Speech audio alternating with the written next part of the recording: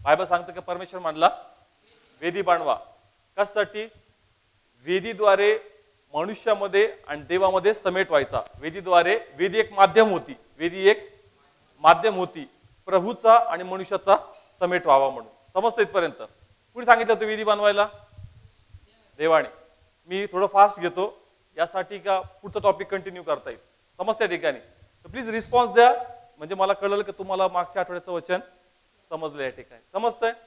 वेदी कुणी म्हणायला लावली होती? कशासाठी? अर्पणासाठी. कशासाठी? अर्पणासाठी. त्या वेदीद्वारे देवाचा आणि मनुष्याचा समेट व्हायचं.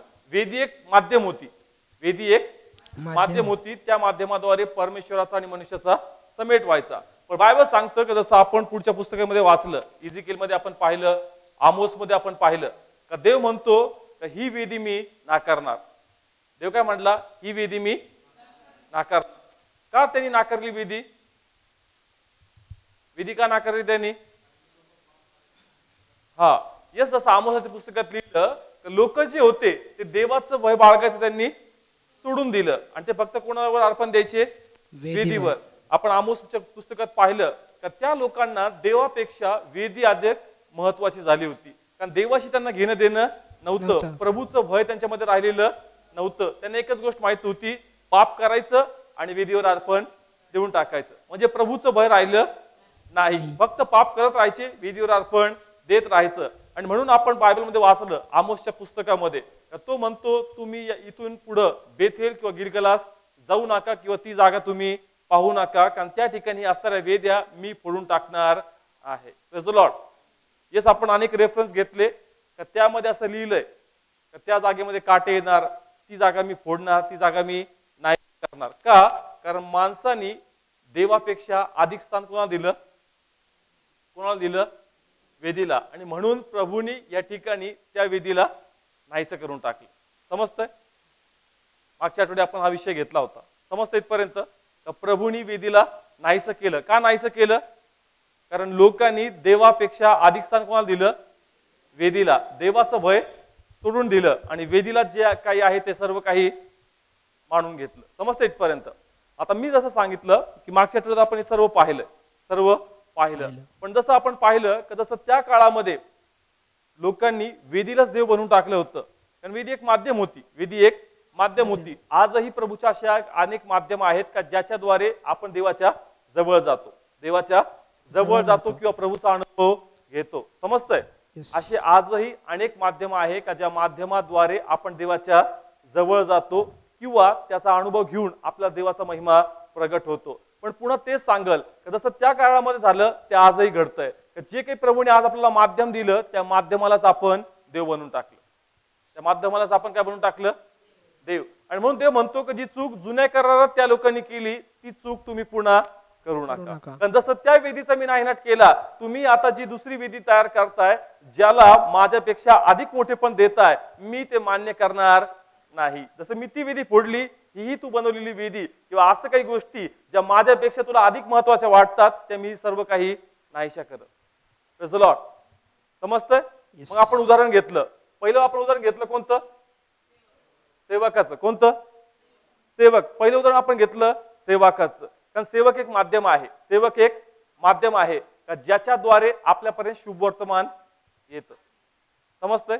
सेवकाद्वारे. आपलं वचन कोणी सांगितलं? सेवकांनी. कोण ना कोण सेवक आपल्याकडे आला, कोण ना कोण सेवक आपल्याकडे आला आणि त्यांनी येऊन प्रभूचं वचन आपल्याला सांगितलं. म्हणजे सेवक आपल्यासाठी एक माध्यम आहे. पण देवाची इच्छा आहे का या माध्यमाला तुम्ही देव बनवायचं नाही. कारण अनेकदा जसं मी सांगितलं की लोक जे बोलतात तर ते म्हणतात की जे काही सेवक सांगल तेच आम्हासाठी पूर्व दिशा आहे. समजतंय? सेवक जे सांगल तेच आम्हासाठी पूर्व दिशा आहे. पण आपल्याला प्रभूंनी बायबल दिलंय, आपल्याला प्रभूंनी बायबल दिलंय. म्हणून या ठिकाणी प्रभूची इच्छा आहे का तो एक माध्यम आहे, त्या माध्यमात तू देव सर्वस्व मानू नको. तर तू जो आपला विश्वास आहे त्यावर न ठेवता माझ्यावर ठेव. तो माध्यम आहे, त्याद्वारे मी 100% बोलतो. पण कधी कधी असं होतं का आपण देवाचं वचन अंगीकारत नाही, आपण बायबलकडे पाहत नाही, आपण तो नाही ते म्हटले ना मी तसंच करणार. आपण पुढं मागं वचन चेक करत नाही. आपला अंतरात्मा काय सांगतोय, आपल्यात जो प्रभूचा आत्मा राहतो तो आपल्याशी काय बोलतो आपण ते ऐकत नाही. आपण म्हणतो नाही त्या सेवकाने बोललं मला तसंच करायचं आहे, मला त्यांची आज्ञा मोडायची नाही. नाही. म्हणून या ठिकाणी तेच सांगल का सेवक माध्यम आहे. सेवक काय आहे? माध्यम. माध्यम. माध्यमाला देव बनवायचं नाही. नाही. यस, तो प्रभूचा सेवक आहे, तो आम्हाला सांगतो, शिकवतो, पण या ठिकाणी हेही महत्वाचं आहे का त्यालाही रोज आपलं नीतिमत्व टिकून ठेवायचंय. जर तो चुकला, जर तो भटकला, तर तो स्वतःही भटकल आणि तुम्हालाही तो दुसऱ्या मार्गाने घेऊन जाईल. समजतंय? म्हणून यालाच देव बनवायचं नाही. नाही, देवालाच देवाच्या ठिकाणामध्ये गौरव द्यायचा. समजतंय? येस. कन्फ्युज आहे का? नाही. हे माध्यम आहे. काय आहे? माध्यम. माध्यम. पुन्हा कनेक्टेड होतो याच्याद्वारे. देवासोबत. प्रभूने हे माध्यम यासाठी बनवलं का तुम्ही आणि प्रभू बोलावं, तुम्ही आणि प्रभू प्रभू बोलावं. बोलावं. पण आपण तेच करतो जे इस्रायल लोकांनी केलं का प्रभू फक्त मोशे संगती बोल, आमच्या संगती बोलायचं नाही. नाही. प्रभूची कृपा होती का मोशे नीतिमान होता, मोशे नीतिमान नीतिमान होता, होता. पण शाऊल भेटला तर. समजतंय का? इस्रायल लोकांचा लीडर कोण होता? मोशे. कोण लीडर होता? मोशे. मोशे. देव ज्या इस्रायल लोकांसंगती बोलायचा तर इस्रायल लोक काय म्हणले? आमच्या संगती बोलू नको. आमच्या संगती नको बोलू. कुणा संगती बोल? मोशे.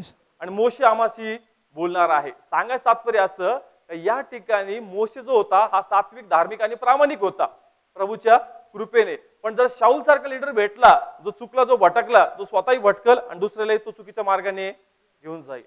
समजतंय का? येस. म्हणून एकदा तरी वचन तुम्ही चेक करा का हे बायबल मध्ये येऊन आहे का. तो जो सिद्धांत बायबल मधला आम्हाला पटवून सांगतोय तो त्याचप्रमाणे आहे का ज्याप्रमाणे तो आम्हाला सांगतो. येस. समजतंय का? सेवक जो असतो ह्या बायबल मधून काय सांगतो आम्हाला? वचन. आणि त्या वचनाद्वारे एखादी गोष्ट तो आम्हाला समजून सांगतो, एखादा सिद्धांत तो आम्हाला पटवून देतो, पण त्याच प्रकारे आहे का ज्या प्रकारे तो आम्हाला सांगतोय. समजतंय? सेवक बोलला म्हणून ते स्वीकारू नका, तर वचनात तसंच आहे का आणि खरंच प्रभूचा आत्मा तसं तुम्हाशी बोलतोय का ते समजणं आणि घेणं अत्यंत गरजेचं आहे. कारण आज आपण बघतो अनेक लोक चुकतायत, चुकीचा संदेश भेटतो, चुकीचं मार्गदर्शन भेटतं आणि ते म्हणतात की नाही आम्हाला कोणी सांगितलं, सेवकाने. सेवकाचं आम्ही कसं टाळायचं? ते म्हणतो का मी बायबलमध्ये स्पष्ट भाषेमध्ये लिहिलं का ज्ञानाच्या कमतरतेमुळं माझ्या लोकांचा नाश होत चालला. इतकी स्पष्ट साधी भाषा आहे तरी पण आपण ते ज्ञान घेत नाही. आपण म्हणतो हे जे म्हणल तीच पूर्व दिशा, त्याच्या पुढे जायचं नाही. ठीक आहे, त्यांनी अभ्यास केला, तो प्रभूच्या पायापाशी बसला, मग देव असं थोडी म्हणतो की मी फक्त सेवका संगतीच बोलत, तुझ्या बरोबर बोलणार नाही. येस, मी तुझ्या संगती बोलणारा परमेश्वर आहे. कारण ख्रिस्ताचं येणं एकच कारणास्तव होतं का आपण आणि पित्याचा समेट व्हावा. पण आपण अजूनही समेट करायला तयार नाहीये. आपण कोण म्हणतो? हेच पाहिजे, याच्याशिवाय आपल्याला जमत नाही. प्रभू म्हणतो का अब्बा बाप्पा म्हणून हाक मार. इतकं मोठं कार्य प्रभूने केलं, पण आपण तो नको नको प्रभू, तुझ्या पित्यामध्येच अब्बा बाप्पाचं रिलेशन असू दे, माझं रिलेशन कुठून असू दे, सेवकाचं. येस, अजूनही तीच चूक आपण करतोय. म्हणून प्रभूची इच्छा आहे या ठिकाणी प्रभूपेक्षा अधिक स्थान याला तुम्ही देऊ नये. समजतंय? मागच्या वीक मध्ये आपण मी घेतलाय, थोडंसं रिव्हिजन म्हणून घेतलं. सेकंड पॉईंट मी कोणता घेतला? तेल. तेल. कारण तेल पण काय आहे? माध्यम. माध्यम आहे. तेलाद्वारे काय काय करतो आपण? आजारांसाठी प्रार्थना, आजारांसाठी प्रार्थना.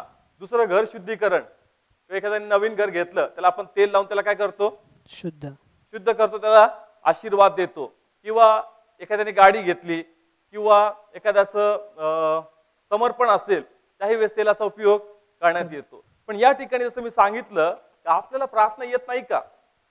आपल्याला प्रार्थना येत नाही का? आपल्याला प्रभूचं वचन माहित नाही का? तरी पण आपण कशावर निर्भर आहोत? तेलावर. कशावर निर्भर आहोत? तेलावर. आणि तेलाची मी सांगितलं पुष्कळ कॅटेगरी आहेत, पुष्कळ कॅटेगरी आहेत. यरुशलेमचं तेल असेल तर ते खूप चांगलं किंवा प्रभावी आहे, पण नगरचं तेल असेल किंवा लोकल पास्टरचं असेल तर ते तेवढं प्रभावी नाही. जर त्याची किंमत 500 रुपये असेल आणि दुसरं तेल फ्री मध्ये असेल तर 500 वाला अधिक भारी आहे, फ्री मध्ये इफेक्टिव्ह नाहीये. किंवा जर कोणी सांगाल का या तेलावर 40 दिवस प्रार्थना केली, किती दिवस? 40 दिवस उपवास प्रार्थना केली आणि एका तेलावर एकदाच प्रार्थना केली, आपण कोणतं घेणार? 40 दिवस. समजतंय? या ठिकाणी आपला विश्वास प्रभूपासून सरकला, प्रार्थनेपासून सरकला आणि वस्तूमध्ये येऊन बसलाय. कशामध्ये? वस्तूमध्ये. तेल एक माध्यम आहे, तेल एक माध्यम आहे, पण आपण या माध्यमाशिवाय प्रार्थनाच करत नाही. कारण अनेक लोकांच्या मुखातून काय आपण ऐकतो? प्रार्थना केली, नंतर मी तेल लावलं आणि तेल लावताच मला बरं वाटलं. मग प्रार्थना कोणाच्या नावात केली? येशूच्या. मग त्यावेळेस तुला बरं नाही वाटलं, त्यावेळेस तुला बरं नाही वाटलं, पण तेल लावताच तुला कसं वाटलं? बरं वाटलं. म्हणजे तुझा विश्वास वचनात नाहीये, तुझा विश्वास कशामध्ये? तेलामध्ये. समजतंय? म्हणून देव म्हणतो का ही वेदी मी तोडणार, हे माध्यम मी फोडणार, कारण याला तू माझ्यापेक्षा अधिक मान देतो. तू माझ्या वचनाचा मान करत नाही. मी वचन दिलंय, मी तुला मुख दिलंय, मी तुला जीभ दिली प्रार्थना करण्यासाठी, मी तुला प्रार्थना शिकवली का अशा प्रकारे प्रार्थना कर, पण तरी तू कशावर निर्भर आहे? माध्यमावर. तेलावर. तेलच पाहिजे, त्याच्या बिना जमत नाही. नाही. येस, मुखात सामर्थ्य आहे, मुखामध्ये सामर्थ्य आहे. बायबल सांगतं प्रभू शब्द बोलला. काय बोलला? शब्द. आणि सर्व गोष्टी अस्तित्वात आणल्या. शब्द बोलला आणि गोष्टी अस्तित्वात आणल्या. आपण त्याची लेकर आहोत. जे सामर्थ्य त्याच्याकडेच आहे ना, तेच सामर्थ्याने आपल्याला दिलंय. मग जर आपणही एखाद्याला म्हणू का प्रभू येशूच्या नावात आजारा निघून जा, तो निघून जाईल, तो निघून जाईल. पण अनेकदा आपण काय बघतो का प्रार्थनेच्या अगोदर कुणी काय मागवतं? तेल. तेल. काय द्या? तेल द्या. तेल बिना प्रार्थनाच होत नाही. म्हणून प्रभू म्हणतो माझ्यापेक्षा अधिक स्थान तू कशाला दिलंय? तेलाला दिलंय. म्हणून तुमचा विश्वास प्रभूकडे स्टेबल करा, तेलावर नाही. ज्या लोकांना प्रार्थना करता येत नाही किंवा ज्यांना काहीच माहित नाही, यांनी तेलाचा उपयोग केला तर ठीक आहे. पण ज्यांना प्रभू माहित आहे, ज्यांना जीभ आहे, ज्यांच्याकडे शास्त्र आहे, ज्यांना वचन माहिती आहे, ते व्यर्थपणे तेलामध्ये टाइम घालायचा नाही. तुमच्याकडे सामर्थ्य आहे, तुमच्याकडे सामर्थ्य आहे. प्रभू स्वतः तुमच्यात वस्ती करतो आणि देवाची इच्छा की तुम्ही स्वतः देवासंगती बोलावं आणि आशीर्वाद मिळून घ्यावे. पण आपलं सर्व लक्ष या माध्यमाकडे आहे. म्हणून जर कुणा आजारी व्यक्ती आला तर तेलाची वाट पाहायची नाही. म्हणा का माझ्यात प्रभूचं सामर्थ्य आहे, मी प्रभूच्या नावात प्रार्थना करणार आणि तो व्यक्ती 100% बरा होईल. Praise the lord. हालेलुया. समजतंय का या ठिकाणी? शब्दात सामर्थ्य. कशामध्ये? शब्दामध्ये. कारण तेल ऑटोमॅटिक वरतून आशीर्वाद होऊन येतं का? नाही. कोण आशीर्वाद करतं त्याला? देवाचा सेवक त्याचा आशीर्वाद करतो ना. सेवक म्हणजे फक्त जो वेदीवर उभा राहतो तोच सेवक नाहीये. बायबल सांगतो प्रत्येक जण सेवक आहे, प्रत्येक जण याजक आहे. समजतंय?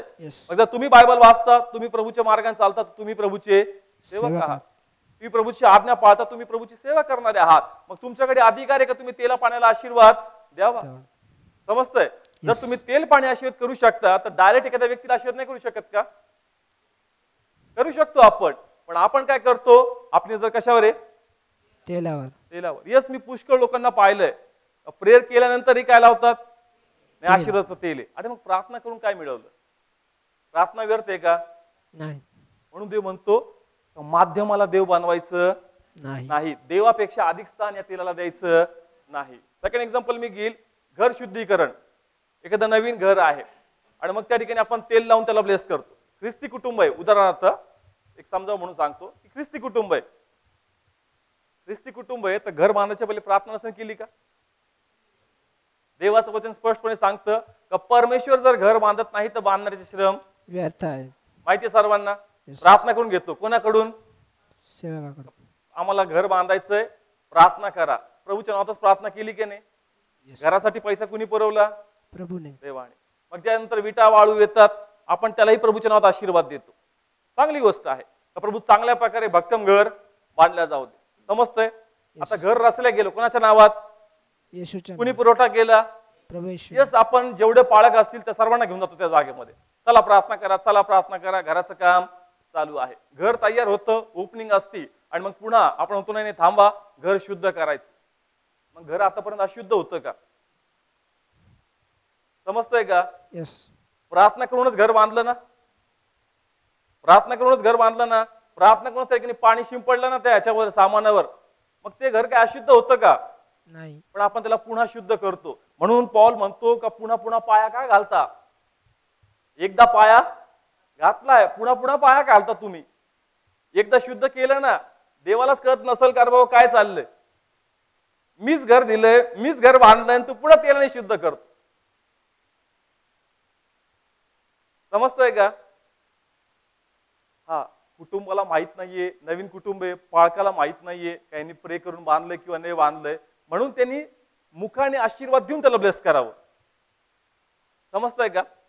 येस, मुखात वचन आहेत, त्या वचनाद्वारे त्यांनी त्याला ब्लेस करावं. पण जे घर ऑलरेडी शुद्ध आहे, ऑलरेडी पवित्र आहे, जे प्रभूच्या कृपेने बांधलं गेलं, साक्षी देतो तो उभा राहून देव महान आणि देवाच्या कृपेने माझं घर झालं, आणि पुन्हा तेल लावून त्याला शुद्ध करत बसलाय. ते म्हणतो पॉल म्हणून म्हणतो, अरे पाया घातलाय, पुन्हा पुन्हा का पाया घालता? समजतंय का त्या वचनाचा अर्थ? पॉल काय म्हणतो? एकदा पाया घातला घातलाय, पुन्हा पुन्हा डबल का पाया रचता? कुणी असं आहे का डबल पाया बांधतो? नाही. एकदा बांधल्यावर घरच बांधतो ना.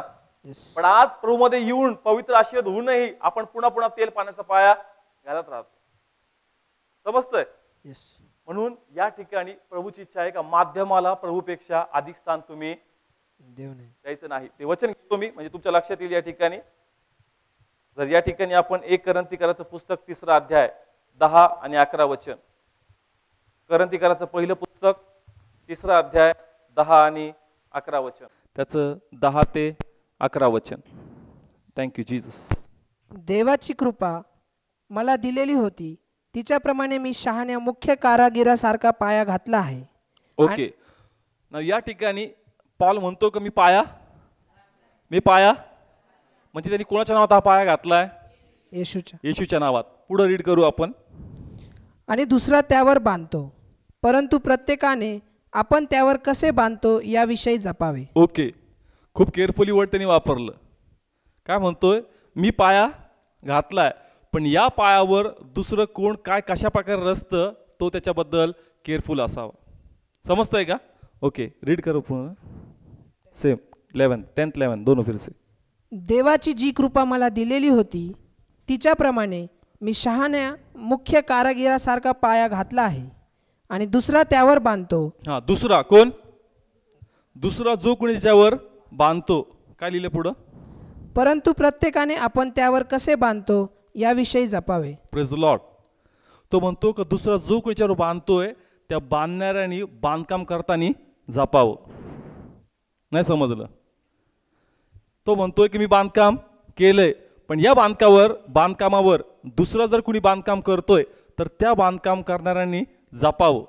म्हणजे काय? त्यांनी बघावं का फाउंडेशन पहिले कोणाच्या नावात रचलं गेलंय, मगच पुढचं फाउंडेशन त्यांनी बांधावं. Praise the Lord.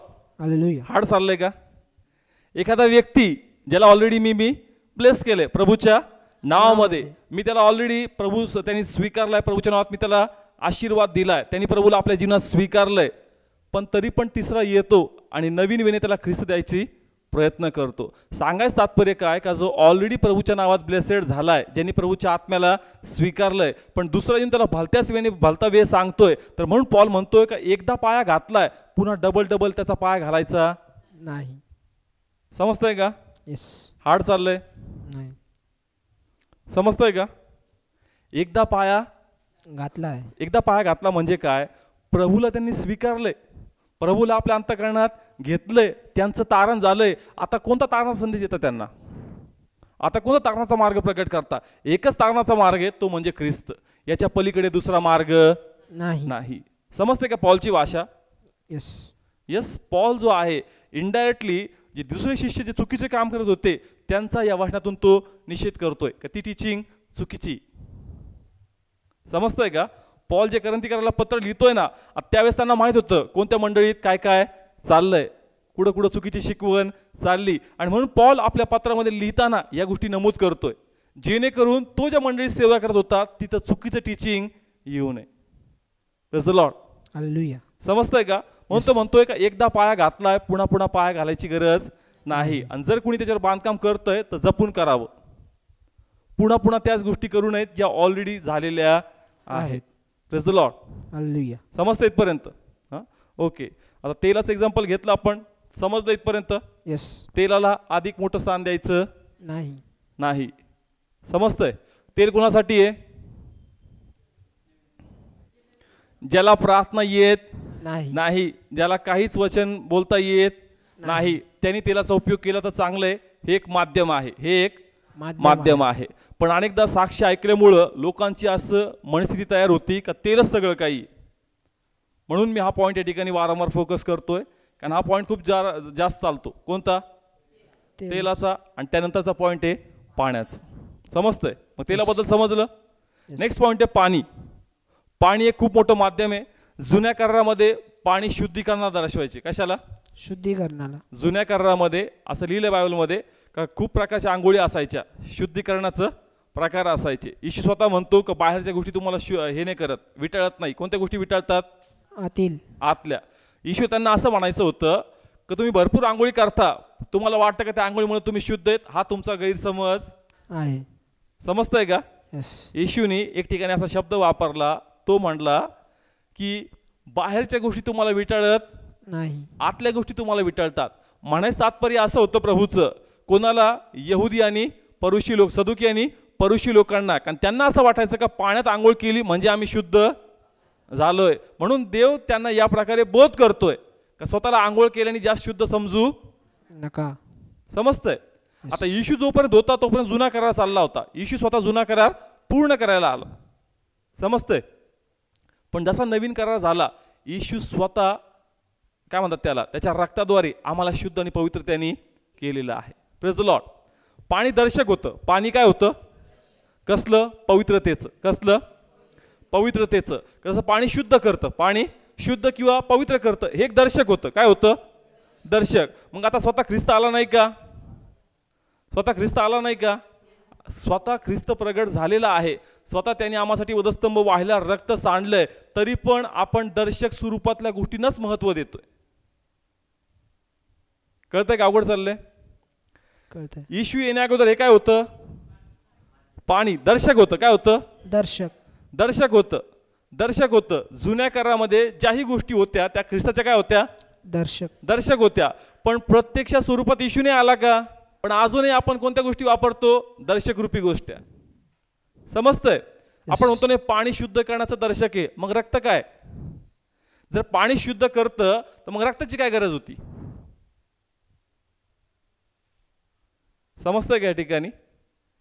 यस, रक्ताचं महत्व कळतं का तुम्हाला? जुन्या करारामध्ये पाणी होतं, पण ख्रिस्त आल्यानंतर आता पाणी नाही, आताच रक्त कार्य करतं. समजतंय का? येस. म्हणून पाण्याचाही त्याच प्रकारे यूज आहे. आणि लोक पाणी आणतात, पाण्यावर प्रार्थना करा आणि घराच्या अवतीभोवती लोक शिंपडतात.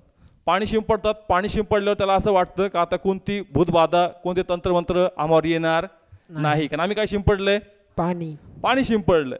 ज्यांना प्रार्थना आहे ती तोही पाणी शिंपडतोय. मग तुझ्या मुखात प्रभूने शब्द कशाला दिलेत? तुला वचने कशाला दिलेत? कारण असे अनेक कुटुंब आहेत का ते न विसरता रात्री झोपायच्या पहिले एका याच्यामध्ये पाणी घेणार, जे सेवकाकडून प्रार्थना करून घेतली, आणि त्या घराच्या चारी बाजूला ते शिंपडून येणार. मला सांगा, सुरक्षा घराच्या भिंतींची करायची का आपली करायची? समजतंय का? सुरक्षा कोणाची करायची? आता तंत्रमंत्र काय भिंतीला लागणार आहेत का? कोणाला तंत्रमंत्र झाले तर कोणावर होतील? आपल्याला होतील. मग तिथं पाणी शिंपडून काय करायचं? समजतंय का पॉइंट माझा या ठिकाणी? तंत्रमंत्र भिंतीला कोण करणार का? खुर्चीला करणार का? तो तंत्रमंत्र करेल तर तो माझ्यावर करेल. मग मला ते भिंतीला नाही, स्वतःला सुरक्षित करायचं. आणि जर मी देवावर विश्वास ठेवतो, देवाचा अतिपवित्र रक्त मी स्वतःवर लावतो, तर कोणतं तंत्रमंत्र माझ्यावर चालेल का? नाही. पण अनेक लोकांना झोपच येत नाही पाणी शिंपडल्या शिवाय. कारण त्यांना असं वाटतं का कुणी ना कुणी काहीतरी करत आहे. आणि पाणी शिंपडताच त्यांना वाटतं का आता सर्व काही उत्तम आहे, कारण देवाचं कुंपण आता त्या ठिकाणी आलेलं आहे. समजतंय? या पाण्याचं खूप महत्व लोकांनी वाढून टाकलं. आपल्याकडे अतिपवित्र रक्त आहे. ज्याला प्रार्थना करता नाही येत ना, त्यांनी पाणी या माध्यमाचा उपयोग करावा. पण ज्याला ख्रिस्त कळाला, ज्याला प्रार्थना येते, ज्याला वचन येतं, त्यांनी व्यर्थपणे पाण्यात वेळ घालून. समजतंय? कारण मग आपण तेच करतो. देवापेक्षा अधिक स्थान कोणाला देतो? पाण्याला. आपण प्रार्थना करतो, सर्व काही करतो, आणि मग जाऊन काय शिंपडतो? मग तू प्रार्थना केली तर मग काय आशीर्वाद दिला तू? आपण काय केली? प्रार्थना. काय केली? प्रार्थना करून मी म्हणलो की प्रभू या घराला मी आशीर्वाद देतो. आशीर्वाद दिला, आणि नंतर काय घेतलं? पाणी. आणि पाणी जाऊन शिंपडलं. मग प्रार्थना किती कार्य नाही घडलं का? तरी पण आपण काय मारतो? पाणी. समजतं का या ठिकाणी? आपला विश्वास वचनापेक्षा, देवापेक्षा पाण्यावर बसला. जोपर्यंत एखादी प्रत्यक्षात कृती करत नाही ना, आपला विश्वास स्टेबल होत नाही. पाणी मांडल्यावर कुठेतरी मन रिलॅक्स होतं. असं वाटतं का काहीतरी केल्यानेच काहीतरी मला मिळेल. पण बायबल सांगतं विश्वासाद्वारे गोष्टी मिळतात. Praise the Lord. समजतंय का? आपण ज्या बॅकग्राऊंड मधून आलोय, आपल्याला एकच सवय आहे, काहीतरी आपण केलं पाहिजे मगच आपल्याला काहीतरी मिळेल. समजतंय? ती मेंटॅलिटी आपली जात नाही. प्रभू म्हणतो की तुला काहीतरी करायचं नाही, तुला मात्र विश्वास धरायचा आणि सर्व गोष्टी मिळवायच्या आहेत. म्हणून या ठिकाणी या पाण्याला अधिक स्थान देऊ नका. एखादं भूत काढायचं असेल तिथेही आपण काय मारतो? पाणी मारतो. आपण पाण्याला आशीर्वाद करतो आणि पाणी मारत राहतो. आपण बघतो कधी असते पाणी शिंपडलं विश्वासाने तो तळमळू लागतो आणि आपला विश्वास वाढतो. बघा पाणी कसं काम करतंय. अरे पण पाण्यात कुणी सामर्थ्य टाकलं? येशूच्या नावानेच ना. मग डायरेक्ट जर तू बोलला निघून जातो, जाणार नाही का? समजतंय का? आपण घेतो पाणी आणि पाणी मारतो, म्हणतो बघा पाण्याचा रिझल्ट येतो, तळमळतोय. आपण म्हणतो मी रक्त ओततोय. मग तुला प्रत्यक्ष स्वरूपात पाण्याची काय गरज आहे? डायरेक्ट म्हणणं मी प्रभूचं रक्त ओततो, तो सैतान तडफडेल आणि पळून जाईल. पण आपलं वाटतं नाही पाणीशिवाय कार्य होणार नाही. समजतंय? अनेकदा कुठं डेव्हिल स्पिरिट असेल, तो काढायचा असेल तर पाण्याशिवाय आपली प्रार्थनाच पुढे जात नाही. कारण आपल्याला वाटतं की आपण दमतो, मग असं वाटतं किती वेळ आता, मग घे पाणी मार, घे पाणी मार. ते करण्यापेक्षा वचन आपल्या अंतकरणात घ्या आणि मुखाने हे वचन त्या सैतानाला मारा, ते अधिक प्रभावी कार्य करतील. Praise the Lord. कारण जे पाणी मारून कार्य करताना त्यांचा विश्वास पाण्यावर वाढतो. ते म्हणतात तो जाऊ नका, पाण्यावर प्रार्थना करून जा. समजतंय का? आपण गेलो एखाद्या घरात, एखाद्या स्पिरिटला काढलं, त्यांचा विश्वास कशामध्ये बसतो? पाण्यामध्ये बसतो. ते असं नाही म्हणत काही काम करा ना, तुम्ही काय प्रार्थना केली ना, मला इथे 4 शब्द लिहून द्या ना, मी देवाकडे प्रार्थना करतो. ते नाही मागत. तो म्हणतो एक काम करा, बाटली भरून आणतो, तांब्या भरून आणतो, शेजारचे पण घेऊन येतात, त्यांना द्या, आम्हालाही द्या. समजतंय का? आपल्याला त्यांचा विश्वास करेक्ट करायचा आहे, पण त्यांचा विश्वास करेक्ट करण्या अगोदर स्वतःचा विश्वास करेक्ट करायचा. समजतंय? चांगलं पाणी, पण कोणासाठी? ज्यांना प्रार्थना येत नाही, ज्यांना प्रभू काय प्रार्थना काय हे कळत नाही, त्यांच्यासाठी माध्यम म्हणून चांगलंय. पण ज्यांना प्रभू माहीत आहे, ज्यांच्याकडे वचन आहे, ज्यांच्याकडे शास्त्र आहे, ते याच्यावरच निर्भर आहेत आणि याच्या विना त्यांची प्रार्थना पुढे जात नाही. म्हणून ते म्हणतो का तू मध्यस्थलाच देव बनवून टाकलं, म्हणून मी ही जेही मध्यस्थाच्या गोष्टी आहेत त्या मी नाकारून टाकणार. Praise the Lord. फडकं माहिती आहे, रुमाल असतात, छोटे छोटे रुमाल्स असतात, प्रे करून देतात, पण ते कोणासाठी आहेत? ज्यांना माहित नाही. बायबल सांगतं का प्रेषित पॉल प्रभूची सेवा करायचा, असे पेशंट्स होते का आणि लांब लांब राहायचे. त्या काळामध्ये ट्रान्सपोर्टेशन पण नव्हता. अचानक कळायचं का रे पॉल आला, कोणतरी देवाचा सेवक आला, लोक पळत पळत जायचे किंवा लोकांना ऐकायला भेटायचं का रे हा प्रार्थना करताना लोक बरे होतात. मग त्यांना अचानक कळल्यामुळे ते काय करायचे, कापड बिपड घ्यायचे आणि त्याच्या अंगाला लावायचे आणि ते कापड जाऊन त्या पेशंटला लावायचे आणि बायबल सांगते की ते लोक बरे व्हायचे. का? कारण त्यांना प्रार्थना माहीत नव्हती, त्यांना वचन माहीत नव्हतं. पण या ठिकाणी ज्या लोकांना प्रार्थना वचन माहिती आहे, ते अजून एक कसला उपयोग करतात? फडक्याचा. आणि फडकं एक ताविदाप्रमाणे घरामध्ये किंवा खिशामध्ये जपून ठेवतात. समजतंय का? या फडक्याला कसलं स्वरूप आलंय? संगती ठेव, आशीर्वाद येते. समजतंय? अरे त्यांच्यासाठी ज्यांना प्रार्थना येत नाही म्हणून दुखण्याच्या लोकांना त्यांनी लावावं. पण लोक आता याला सुरक्षेची ढाल म्हणून खिशात 24 तास ठेवतात. नाही, प्रभूचं आशीर्वाद केलेलं कापड माझ्याकडे आणि आता मला कधीच काही होणार नाही. समजतंय? हे माध्यम आहे. काय आहे? माध्यम. म्हणून या ठिकाणाला, या फडक्याला अधिक मोठं स्थान द्यायचं नाही. समजतं? पण कवर झालं. 5th पॉइंट मी घेतला, शाल. असे सीन्स असतात मोठे मोठे, प्रभुजनचा हे असतो याच्यावर. प्रभुजनचं जे हे आहे ना, लास्ट सफरचा सीन, अशी मोठी शाल असती, इतकी शाल असेल ती, त्याच्यावर प्रभुजनचा सीन असेल.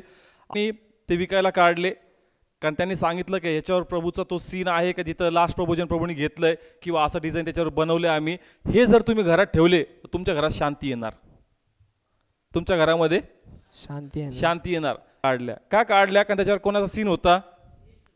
येशूचा, प्रभू भोजनाचा सीन होता. वेगवेगळे धार्मिक सीन बनवले आणि म्हणले हे जर घरात ठेवले तर घरात काय येणार? शांती येणार. किंवा त्यांनी अजून एक गोष्टी काढल्या.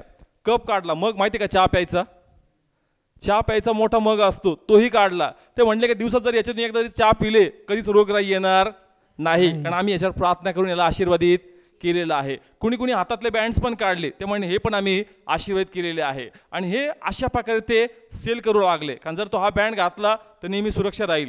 त्या कपानी मग तू चहा वगैरे दूध वगैरे घेतलं, तुझ्यावर आजार येणार नाही. घरात शाल लावली, नेहमी शांती राहील. समजतंय? आता मला सांगा, ही शाल किंवा हा मग किंवा ती बँड, त्याच्यावर प्रभूचं नाव लिहिलंय म्हणून आपण म्हणतो का त्याच्यावर घरात काय येईल? शांती येईल. काय येईल? शांती. शांती येईल. मग हे जे पवित्र शास्त्र आहे, हे जे पवित्र शास्त्र आहे, याच्यात इतके वचन लिहिलेत का उत्पत्तीपासून प्रगटीकरणापर्यंत लिहिलेत. आपण असं म्हणतो का हे ठेवल्याने कार्य घडत, हे वाचल्याने कार्य घडतात. मग हे ठेवल्याने कसं कार्य घडणार? समजतंय का? एखाद्याला भूत लागलं ना, आपण बायबल त्याला डोक्याला लावलं लागत, आपण तो बायबल लावायचं नाही, बायबल डोक्याला मारायचं नाही. वचन अंतकरणात घेणं, वचन बोल, कारण ते बायबल ऑटोमॅटिक कार्य करत नाही. घरात ठेवल्याने कार्य होत नाही, वचन अंतकरणात घेतल्याने कार्य होतं. मग जर ते बायबल कार्य ऑटोमॅटिक करू शकत नाही, तर मग ही शाल कडून काम करणार ऑटोमॅटिक? हा मग कडून काम करणार? समजतंय का माझा पॉइंट? अशा प्रकारच्या वस्तू मार्केटमध्ये विकायला येतील. धार्मिकतेच्या नावाखाली भुलवलं जायचं नाही. जर हे बायबल स्वतःहून ऑटोमॅटिक कार्य करू शकत नाही, तर मग ही शाल कसं कार्य करणार? हातातली बँड कसं कार्य करणार? हा मग कसं कार्य करणार? समजतंय का? आपला विश्वास देवापासून सरकलाय आणि कुठं बसलाय? येस, वस्तूंना आपण जास्त फोकस करतो, कारण आपला जो बॅकग्राऊंड होता ना पहिल्याचा, हाच होता. काही ना काही आपल्याकडे पाहिजे, तोपर्यंत विश्वास डेव्हलप होत नाही. आणि म्हणून सैतान असं काही माध्यम आणतो आणि पुन्हा आपल्याला फसवतो आणि पुन्हा आपला चुकीच्या मार्गाने घेऊन चालतो. समजतंय? मोठा सेवक असल्यामुळं मनात संदेह धरू शकत नाही. असं वाटतं त्या सेवकाच्या विरुद्ध मी कसं बोलावं, म्हणून म्हणलो की प्रथम त्याला देव बनवू नका. तोही चुकतोय आणि तुम्हालाही चुकवतोय. समजतंय का? Praise the Lord. कळतंय का? म्हणून अशा वस्तू जर मार्केटमध्ये आल्या का ह्या केल्याने तुम्हाला ब्लेसिंग्स भेटतील, तर समजून घ्यायचं का हे प्रभूतून नाहीये. आणि साक्ष ऐकायला मिळालंय तर समजून जायचं का सैतानाचं खूप मोठं कार्य सुरू झालं. का? कारण त्यांना कसं ना कसं आपल्या लोकांना प्रभूपासून दूर घेऊन जायचं. येस, तो काय पाहिजे ते घेऊन जा, पण तू येशूला सोड. का? कारण नंतर तू माझ्याच तावडीमध्ये नरकामध्ये. समजतंय का? आता काय पाहिजे ते घेऊन जा. वस्तूत विश्वास ठेव, मी चमत्कार करल आणि तुझ्यामुळं इतरांचं लक्ष मी भटकवल आणि तेही देवाला सोडतील आणि वस्तूमध्ये लक्ष केंद्रित करतील. म्हणून या ठिकाणी वस्तूंना नाही, आणि अशा वस्तू घ्यायच्याच नाही, अशा वस्तू घ्यायच्याच नाही. कारण जर बायबल स्वतःहून कार्य करू शकत नाही, तर अशी कोणती शाल आहे, अशी कोणती बँड आहे जी ऑटोमॅटिक काम करायला लागली? मग प्रत्येक घर ब्लेस झाला असतं ज्याच्या घरात बायबल गेलं असतं. समजतंय का?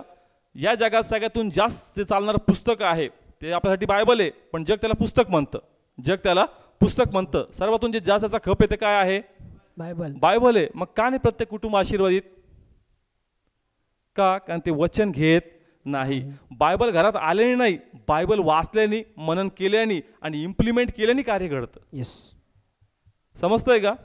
तर मग असे मी पण चालू करेल विकायला आणि साक्ष पण उभ्या करेल. मला माहिती गर्दी सुरू होऊन जाईल, कारण लोक कंटाळले त्रासाला. त्यांना माध्यम पाहिजे, नंतर एवढा खर्च केला ना एक अजून सही. समजतंय का?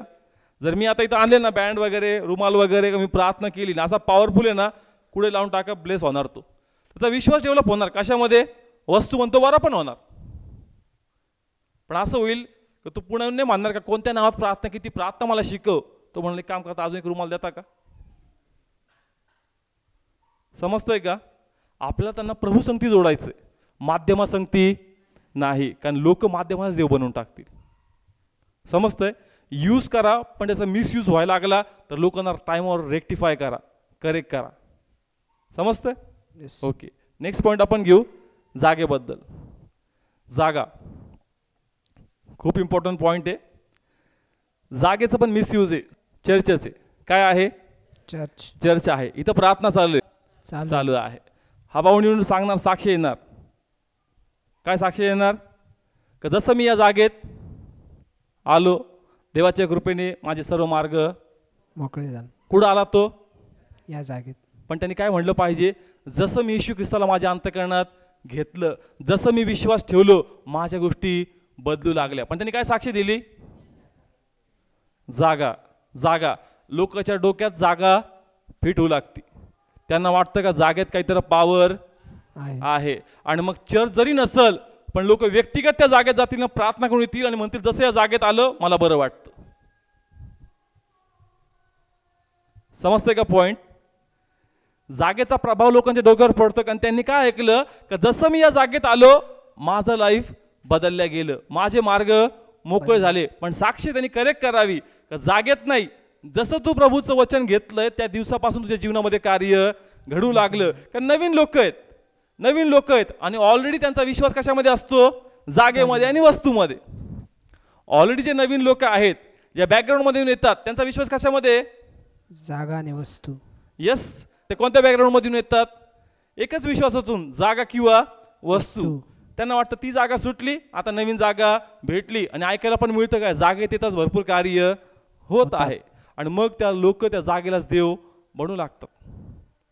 मग तिथे प्रार्थना जरी नसेल, अशी साक्षी सांगतात का मी त्या जागेत आलो लगेच मी बरा झालो.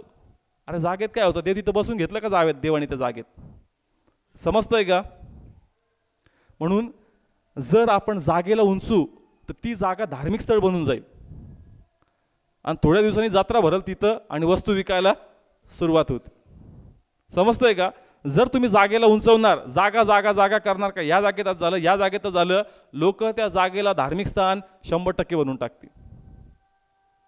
समजतंय का? Praise the Lord. यस, विश्वास जो आहे तो देवामध्ये नाही, कुठे? जागेमध्ये. मग लोक व्यक्तिगत येतात, त्या जागेत येऊन ते प्रार्थना करतात. घरी बसून प्रार्थना की तर प्रभूने ऐकणार का? यस, घरी बसून जर प्रार्थना की तर प्रभूने ऐकणार का? पण त्याच्या डोक्यात एकच आहे का या जागेत येतच मी बरा झालो. म्हणून तो लांबून येणार त्या जागेत प्रार्थनेसाठी आणि तिथे जाऊन तो प्रार्थना करणार. म्हणून प्रभू म्हणतो का आता मी मातीच्या मंदिरात राहणार नाही, तर मी तुमच्यामध्ये वस्ती करणार आहे. कारण या जागेमुळे खूप मोठी गडबड झाली. येशू ख्रिस्त स्वतः जो परमेश्वर आहे तो तिथं इस्रायलमध्ये येतो, पण ते लोक एका मंदिरामध्येच बिझी. समजतंय का? येशू कोण होता? मग प्रत्यक्ष स्वरूपात देव नाही आला का? पण होते का यहुदी लोक त्याच्या बरोबर? होते का सदुकी परुषी लोक त्याच्या बरोबर? ते कुठं चाललेत? मंदिरात. अरे मंदिराचा प्रभूच तुमच्यामध्ये आला, पण तुम्ही एका मंदिरातच चालले. नाही जागेत पावर आहे, नाही जागेत सामर्थ्य, नाही प्रभू ती आम्हाला इथं भेटतो. अरे तोच प्रभू जो तिथं भेटायचा तो आता प्रत्यक्ष स्वरूपात आला, तरी पण तुम्हाला कळलं नाही का? कारण मुळात तुमचा विश्वास देवामध्ये राहिलाच नाही, तुमचा विश्वास वस्तूमध्ये बसला. म्हणून ख्रिस्त प्रत्यक्ष स्वरूपात येऊनही त्यांना कळलं नाही की जीवन परमेश्वर आलाही आणि गेलाही. Praise the lord. हालेलुया. समजतंय का? जागेचा खूप प्रॉब्लेम आहे. कारण याच्यामुळंच सर्व यहुदी लोक मागे राहिले, कारण त्यांनी जागेलाच अधिक मोठं स्थान देऊन टाकलं. म्हणून ते म्हणतो का या यरुशलेम मधला दगड मी दगडावर ठेवणार नाही. का? कारण तुम्ही मला सोडता आणि या गावालाच यरुशलेमच तुम्ही देव बनवून टाकलं. समजतंय का? असं लिहिलं. येशूच्या सालान तो रडला. का रडला? कारण तो म्हणला एकही जागा एकमेकांवर राहणार नाही. का राहणार नाही? रिझन वेगवेगळे आहेत, पण त्याच्यापैकी हे एक रिझन आहे. कारण तुम्ही या गावालाच माझं मंदिर हे देवस्थान बनवून टाकलं, प्रत्यक्ष देवाला तुम्ही सोडलेलं आहे. Praise the lord. हालेलुया. समजतंय? जर यरुशलेमचा इतिहास पाहताल तर 70 वर्षानंतर, ख्रिस्ताच्या पुनरुत्थानाच्या 70 वर्षानंतर यरुशलेम सर्व तुटलं गेलं. रोमननी आक्रमण केलं आणि सर्व यरुशलेम तोडून टाकलं. तिथं काहीच एक उरलं नाही. येस, म्हणून प्रभू रडला, कारण त्याला माहित होतं की येणाऱ्या दिवसामध्ये हे राहणार नाही. प्रभूनी पण ते होऊ दिलं, कारण त्यांनी स्वतः म्हणलं होतं की येशूचं रक्त आमच्यावर आम्ही स्वीकारतो. आणि दुसरी गोष्ट, त्यांचा विश्वास जागेमध्ये होता. म्हणून प्रभू ती जागा तोडायची होती, जेणेकरून ते जास्त जागेतून बाहेर निघतील, ते प्रभूचा दावा करतील. Praise the Lord. समजतंय का? जर तुम्ही इस्रायलचा इतिहास वाचला तर पूर्ण विश्वामध्ये ते लोक पांगले गेले. पूर्ण विश्वात ते लोक पांगले गेले. मग आता प्रभूला कळलं का आता कोणतं मंदिर नाही, आता हे मला शोधतील, आता हे मला शोधतील, आता हे मला हाक मारतील. कारण आता कोणती वेदी नाहीये, आता कोणतं अर्पण नाहीये, आता कोणतं प्रार्थनास्थळ नाहीये, आता तरी हे मला शोधतील. म्हणून प्रभूने त्यांची पांगापांग केली, यासाठी की त्यांचा नाश करावा, पण यासाठी की त्यांनी जीवन प्रभूला ओळखावं. म्हणून जागा खूप मोठी गडबड निर्माण करते. या जागेमुळं येशू ख्रिस्त आला, त्यांनी त्याला नाकारून टाकलं. जागेला त्यांनी अधिक महत्व दिलं. म्हणून जागेला देव बनू नका. प्रत्यक्ष स्वरूपात देव पुन्हा येऊन जाईल, पण आपल्याला कळणार नाही. समजतंय? म्हणून कोणत्या जागेत जाऊन तुम्ही आशीर्वाद होत नाही, प्रभूचं वचन अंगीकाराद्वारे तुम्ही आशीर्वाद होता. Praise the lord. हालेलुया.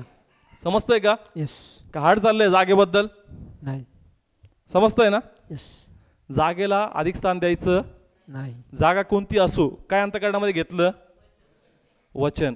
वचनाद्वारे कार्य झालंय, जागेमुळं नाही. का मी वारंवार सांगतो, नवीन लोक प्रेरला येतात, नवीन लोक प्रभूकडे येत आहेत. त्यांना माहित नाही का तुम्ही तुमचं इंटेन्शन काय बोलायचं, पण ते तेवढंच घेणार. काय? जागा. गर्दी वाढल, जागेमध्ये गर्दी वाढल, पण काय उपयोग त्या गर्दीचा जर त्यांना प्रभूच कळाला नाही. ते प्रभूसाठी थोडी आले, ते तर त्या जागेत जे सामर्थ्यासाठी आले. ते समजतं का या ठिकाणी? म्हणून पुन्हा अशी गडबड करायची नाही. नेक्स्ट पॉइंट घेऊ या ठिकाणी आपण. वाद्य मुद्दामून घेतला मी हा पॉइंट. स्तुती आराधना असते, हा खूप महत्वाचा भाग आहे. कोणता? स्तुती आराधनेचा. अनेकदा जल्लोषमध्ये आराधना होती, वाद्य वाजतात आणि प्रभूचा गौरव होतो, देवाचा आत्मा उपस्थिती आपल्याला जाणवते. पण ज्या दिवशी वाद्य नसतील, ज्या दिवशी वाद्य नसतील, आपल्याला वाटेल देवाचा आत्माच मला जाणवला नाही. समजतंय? वाद्य असतील तर जल्लोषमध्ये आराधना असती. यस, वाद्यामध्ये प्रभूने ती कृपा टाकली, वाद्याला प्रभूने ब्लेस केलं यासाठी, त्याच्या महिमेसाठी. पण जर हे वाद्य वाचले नाही ना, तर आपल्याला वाटतं आराधना जात झाली नाही. तो पंच नाही वाचला आज, ते वाटलंच नाही मला. ऐकून घ्या देवाचं वचन. देवाचं वचन असं सांगतं, ज्या ठिकाणी दोघं किंवा तिघं माझ्या नावाने जमतात, त्या ठिकाणी माझा आत्मा. तू गातो म्हणून मी येत नाही, तुझे वाद्य वाजतात म्हणूनही मी येत नाही, पण तुम्ही माझ्या नावाने जमलात म्हणून मी ठिकाणी आलेलो आहे. Praise the Lord. म्हणून वाद्य वाजो न वाजो, तुम्ही प्रभूच्या नावात जमलेत तर प्रभूचा आत्मा त्या ठिकाणी 100% येणार. मग वाद्य नको का वाजायला? नक्की वाजवा, वाद्य उत्तम गोष्ट आहे, पण वाद्य नसेल तर फिलिंग्स बदलू लागतात. आपल्या मनाला बेचैनपणा वाटतो, अरे नाही म्युझिक वाटत नाहीये, आज तो पंच वाटत नाही, डान्स करूशी वाटत नाहीये. मग तुझे पाय बीट्सवर हालतात, शब्दांवर नाही. मग समजून घ्यायचं का आराधनाची लेवल अजून वाढलेली नाहीये, कारण माझा डान्स आहे पण फक्त बीट्सवर माझा डान्स आहे, बीट संपताच माझे पाय हालत नाही. ती आराधना प्रभूला आवडती जी विदाउट बीट्स आहेत. समजतंय का? म्युझिक आहे ना, मग कोणती म्युझिक लावा, पाय 100% हलणार. यस, प्रभूने ब्लेसेस त्याला असं केलं म्युझिकला, त्याच्यावर ग्रेस आहे प्रभूचा, ते वाचताच लोकांचे पाय हलू लागतात. पण जर ती बंद करा आणि गा गीतं, मग उठतात का हात, हलतात का पाय, ती आराधना प्रभूला मान्य आहे. वाद्य नसल तर आपल्याला प्रभू जाणवत नाही. समजतंय? कारण आपण वाद्याला अधिक मोठं स्थान देऊन टाकलं. समजतंय? म्हणून याला अधिक मोठं स्थान द्यायचं नाही. प्रभूची कृपा आहे, प्रभूचा आत्मा येणार, आम्हाला तो भेटून जाणार. यस, कारण देवाचं वचन आहे, ज्यावेळेस तू अशक्त आहे त्यावेळेस तू सशक्त आहे. ज्यावेळेस समजा इथं म्युझिक इन्स्ट्रुमेंट नाहीये, मग असं वाटतं रो गॉड आता म्युझिक नाहीये, मग त्या पॅशनने गाणे होतील का, कसं फील होईल, लॉर्ड म्हणतो काळजी न करू. ज्यास तू जास्त टेन्शन घेशील त्यास माझी उपस्थिती अधिक त्या ठिकाणी राहील. का? कारण आपण दडपणामध्ये जातो. प्रभूची इच्छा नसते की तुम्ही दडपणामध्ये जावं, तुम्ही निराश व्हावं, पण देवाची इच्छा असते की तुम्ही नेहमी आनंद करावा. Praise the lord. हालेलुया. पण ह्या माध्यमाला सर्व स्थान द्यायचं नाही. हे आहे तो वर्शिपची क्वालिटी, हाय आहे, हे नाहीये तो वर्शिप. समजतंय? हे असो नसो, परमेश्वर 100% त्या आराधनेमध्ये येणारच. त्या आत्म्याने त्या अंतःकरणाने यायचं. वाद्य असो नसो, प्रभूचा गौरव होणार, प्रभूचा आत्मा मला स्पर्श करणार. Praise the lord. हालेलुया. आलं लक्षात? लास्ट पॉइंट मी घेईल, बायबल बदला. बायबलचा बेसिकली यूज होतो एक्झाम्समध्ये आणि ट्रॅव्हलिंगमध्ये. एक्झाम्समध्ये आणि ट्रॅव्हलिंगमध्ये.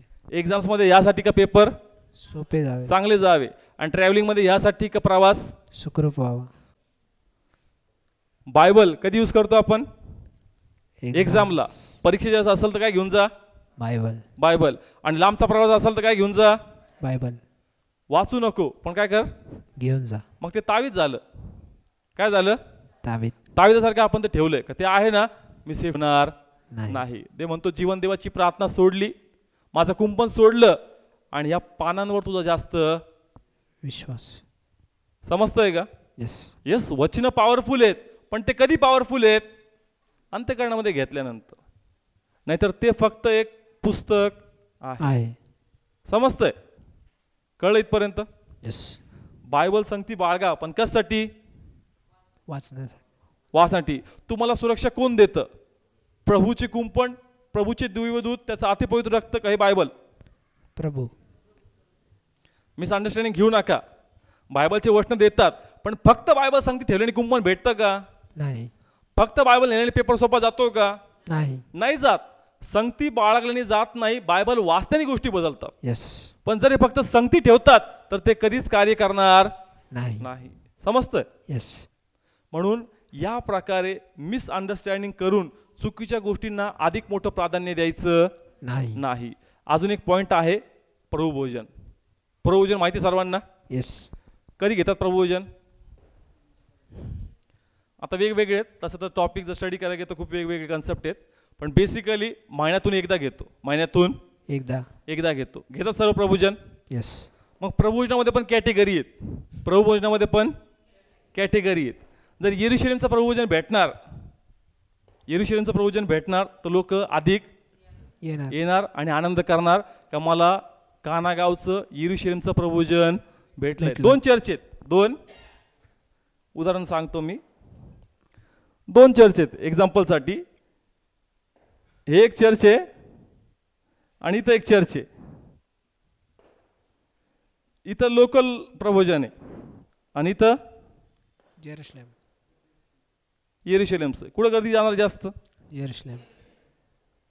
का? कारण कुठून आलंय ते? येरुशलेम. समजतंय? 2 चर्च आहेत, सगळीकडे प्रभुभोजन होतं, पण एक ठिकाणी येरुशलेमचं प्रभुभोजन आहे आणि एक ठिकाणी लोकल प्रभुभोजन आहे. मग लोकांच्या अंडरस्टँडिंगमध्ये फरक दिसतो. आजचा दिवस खूप ब्लेस होता, देवाच्या कृपेने इतकं चांगलं प्रभुभोजन भेटलं. आज येरुशलेमचं प्रभुभोजन होतं आणि इकडं नाही, आम्हाला साधंच भेटलं. समजतोय का डिफरन्स? येरुशलेमचं प्रभुभोजन आहे म्हणून अधिक प्रभावी आणि लोकल प्रभुभोजन आहे म्हणून ते प्रभावी नाहीये का? कोणाच्या नावात घेताना त्यामुळे प्रभाव पडतो, जागेचा प्रभाव नाही. समजतंय का? येस. मिसअंडरस्टँडिंग झाली प्रभुभोजनासाठी, पण डायव्हर्ट करू शकता. लोकांमध्ये असा विश्वास टाकून का इथं येरुशलेमचं प्रभुभोजन आहे, कानागावचं स्पेशल. मग लोकांना वाटतं स्पेशल आहे, मग हे 100% कार्य करणार. हे लोकल आहे. समजतंय का? तुमचा विश्वास प्रभूमध्ये नाही राहिला, कशामध्ये आला? जागेमध्ये. कशामध्ये? जागेवर. हे प्रभुभोजन कुठलं आहे? लोकल. आणि कुठलं आहे? येरुशलेम. जागा मॅटर करत नाही. काय मॅटर करतं? तुमचा विश्वास. तुमचा विश्वास. बायबल सांगतं प्रभुभोजन घेताना अयोग्य प्रकारे घेऊ नका. आपण घेतानाच चूक करून टाकतो. जागेच्या नावाने गेलो, तिथं तर गडबड केली, मग रोगराई येणार तर काय येणार? यस, सांगितलंय चुकीच्या प्रकारे प्रभुभोजन घेतलं ना 100% तुझ्या रोगराई येणार. फेतच चुकीचं आहे प्रभुभोजन घेताना. विश्वासच करेक्ट नाहीये. जागेवर विश्वास आहे म्हणून तुला वाटतं का नाही आज प्रभूच्या कृपेने आम्हाला इकडचं प्रभुभोजन भेटलं. येस, आनंद असावा, उत्कंठता असावी, कशाला तिकडचं घेतलं, पण पॉवर सेम आहे. Power same. जागेमुळं पॉवर बदलत नाही. नावामध्ये पॉवर आहे. विश्वासामध्ये तुमच्या कार्य घडतं. समजतंय? जागेमुळं फरक पडत नाही, पण याच्यामुळं नवीन लोकांचा विश्वास डायव्हर्ट होतो. समजतंय? म्हणून ते म्हणतो की अशी प्रत्येक गोष्ट जी माझा गौरव चोरती ती गोष्ट मी राहू देणार नाही. आणि म्हणून प्रभूची इच्छा होती की या मेसेजद्वारे आपल्या आत्मिक अंडरस्टँडिंगमध्ये भर पडावी. आपण राईट अंडरस्टँडिंग करावी आणि राईट वेने प्रभूकडे आपण पाहावं. येस, देव तेच तर म्हणतो आमासाच्या पुस्तकामध्ये, तुम्ही मला शोधा, वस्तूला शोधू नका. मी कोणत्या वस्तूत नाहीये, आता प्रत्यक्ष स्वरूपात मी तुमच्यात राहायला आलेलो आहे. Praise the lord. हालेलुया. समजतंय? कळले का सर्व पॉइंट्स? असे पुष्कळ पॉइंट आहेत, पण हे मेन पॉइंट्स आहेत. कळालं ना? आत्म्यातून घ्या, नसेल कळलं तर पुढच्या वीकला पुन्हा घेऊ. अजून सिंपल करतो. समजतंय? पहा, येशू ज्या वधस्तंभावर होता ना, सर्वांच्या देखत त्याला वरती येऊन हे करण्यात आलं. शिष्य गेले, त्याचं वर्णन केलं बायबलमध्ये. येशू ख्रिस्ताला वधस्तंभावरून खाली काढलं. लिहिलं स्पेशली बायबलमध्ये असं का स्पेशली निकोदेम नावाचा व्यक्तीने अजून दुसरे गेले, येशूला वधस्तंभावरून खाली आणलं. का? तर लोकांनी वधस्तंभालाच देव बनवून टाकला असतं. वधस्तंभालाच देव बनवून. समजतंय? म्हणून देवानी नमूद केलं का लिही, नाही तर मला म्हणतील का वधस्तंभावरच मी अजून. त्यांना सांग का मी उतरलोय. कारण जर आपण पाहायला घेतलं आजही क्रॉसवर ख्रिस्त लटकलेला आहे. समजतंय? आजही लोकांकडे जो क्रॉस आहे ना, मग पोस्टरमध्ये असू द्या किंवा घरातल्या स्टॅच्यूमध्ये असू द्या, त्या स्टॅच्यू रिकामी पाहिजे, त्याच्यावर ख्रिस्त टांगलेला नको. नकोय. कारण तुमचा ख्रिस्त इथं नाही टांगलेला, तो पित्याकडे जाऊन बसला. येस. जर तो टांगलेला आहे तर तुम्हाला कोण सोडवणार मग? समजतंय का? येस. म्हणून पोस्टरमध्ये जरी टांगलेला ख्रिस्त असेल तर घ्यायचा नाही. बघा, एक पोस्टर खूप पॉप्युलर झालं आणि खूप घरामध्ये तुम्हाला दिसल, असा क्रॉस आहे आणि त्याच्यावर एक ओढणी, माहित नाही किती लोकांनी पाहिलं, असा क्रॉस आहे आणि याच्यावर अशी ओढणी. हे पोस्टर खूप पॉप्युलर झालं. सगळ्या पोस्टरपेक्षा हे पोस्टर खूप पॉप्युलर. अधिक घरामध्ये पाहायला भेटतं. का? कारण हेच खरं चिन्ह आहे. याच्यावर ख्रिस्त नाही, नाही. कारण ख्रिस्ताचं पुनरुत्थान झालंय. झालंय. म्हणून या पोस्टरला खूप पॉप्युलरिटी भेटली की ते मला आवडलं, मला हे पोस्टर. कारण या पोस्टर बनवायला कळालं की मी वधस्तंभावर नाहीये. पण लोक काय म्हणतात, नाही लोकांना कळावं ख्रिस्त गेला होता. मग लोकांना तेवढंच कळतं ख्रिस्त गेला होता, उठला होता, कोण सांगणार त्याला? लोकांनी जर ह्या वधस्तंभावर ख्रिस्ताला पाहिलं कुठं, तर त्यांना तुम्ही जाऊन सांगणार आहे का तुम्ही काय बघता, काय विचार करता? सांगणार आहे का? नाही ना. तो तेवढंच घेईल, काय ख्रिस्त मेला बरं का तुमच्यासाठी, पण आम्हासाठी तो पुन्हा जीवन झाला हे कोण सांगणार? म्हणून रॉंग वेने मेसेज जातो. समजतंय? Yes. म्हणून ख्रिस्तानी नमूद केलं बायबलमध्ये की मी वधस्तंभावरून खाली आलोय. त्याच प्रकारे ज्या कबरेमध्ये येशू ख्रिस्ताला ठेवलं, ज्या कबरेमध्ये येशू ख्रिस्ताला ठेवलं, ज्या येशू कबरेतून निघाला, त्यांनी शिष्यांना दर्शन दिलं आणि गावातले असे कैक लोक आहे, 400-500 लोकांना प्रभूंनी दर्शन दिलं. 400-500 लोकांना प्रभूंनी दर्शन दिलं. येस. तो कमीत कमी आय थिंक 40 डेज काहीतरी पृथ्वीवर राहिला आणि लोकांना तो दर्शन का दर्शन देत होता माहिती आहे का? कारण त्याला एक भीती होती का कबरेच देव बनतील आणि मी जे पुन्हा येणार आहे त्या असा अनुमान लावतील काय कबरेतूनच कोण तर तो निघणार आहे. म्हणून लोकांना त्यांनी प्रगट होऊन दर्शन दिलं का कबरेत मला शोधायचं नाही, तुमच्या देखत मी प्रभूकडे चाललोय. येस. समजतंय का? नाही तर आपला पुन्हा विश्वास त्या जागेत बसला असता. कोणत्या जागेत? या जागेत येशूला पुरलं. येस. समजतंय? येस. येस. त्यांनी सगळ्यांना दर्शन दिले, सगळ्यांच्या देखत तो एकटाच गेला असता. का दर्शन दिले? का? कारण तुम्ही त्या जागेला देव बनू नये. नाही तर आता त्याच्यावर रिसर्च झाले असते, प्रभू येणारे म्हटले असती ना, त्याचा स्टडी झाला असता त्या गुफेवर, कुठून रस्ता जातो याला, काय पॉसिबिलिटी आहे, इथली माती काय सांगती, तडे पडायला लागले, कलर जायला लागला, रिसर्च चालू झाला असता त्याच्यावर. समजतंय? येस. म्हणून प्रभू नेहमी एक गोष्टीची दक्षता घेतली का लोकांचा विश्वास इकडं तिकडं भटकू नये. एक लास्टचं वचन घेतो आणि मग आपण क्लोज करू. अनुवाद 13वा अध्याय, खूप महत्वाचं वचन आहे, सर्व काढा.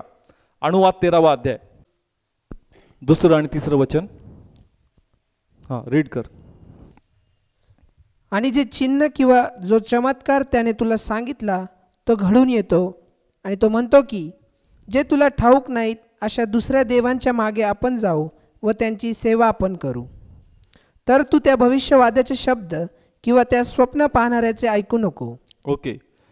या वचनाचा सारांश मला तुम्हाला सांगायचा आहे की तो असं म्हणतो का जर कोणी तुला चिन्ह चमत्कार दाखवले, जर तुला कोणी चिन्ह चमत्कार दाखवले तर त्या चमत्कारामागे तू जाऊ नको. कारण तो जे चमत्कार करतो तो प्रभूच्या शिकवणीप्रमाणे आहेत का, प्रभूच्या वचनाप्रमाणे ते आहेत का? आहेत तर त्याच्या मागे जा. फक्त चमत्कार बघून त्याच्या मागे जाऊ नको. समजतंय? येस. म्हणून याच्यातून जेही मिरॅकल घडतात यांच्या मागे पळायचं नाही. हे देवाकडेच तुम्हाला फोकस करत असतील तर नक्की जा. पण जर तुमचं लक्ष देवाकडून सरकून वस्तूत बसतंय तर आपण या माध्यमाकडे फोकस केला नाही पाहिजे. समजतंय का काय म्हणायचं मला या ठिकाणी? वचन काय सांगितलं का चिन्ह चमत्कार होतील, पण जर विश्वास सरकतोय तर प्लीज याच्या मागं जाऊ नको. म्हणून या ठिकाणी आपल्याला हुशार राहायचंय का लोकांचा विश्वास भटकला नाही पाहिजे. म्हणून त्यांना टाइम टू टाइम सांगायचं का हे फक्त काय माध्यम आहे, काय माध्यम, याला देव बनवायचं नाही. कारण जसं तो म्हणतो का पुन्हा बेथेल आणि गिलगिलास तू जाऊ नको. समजतंय?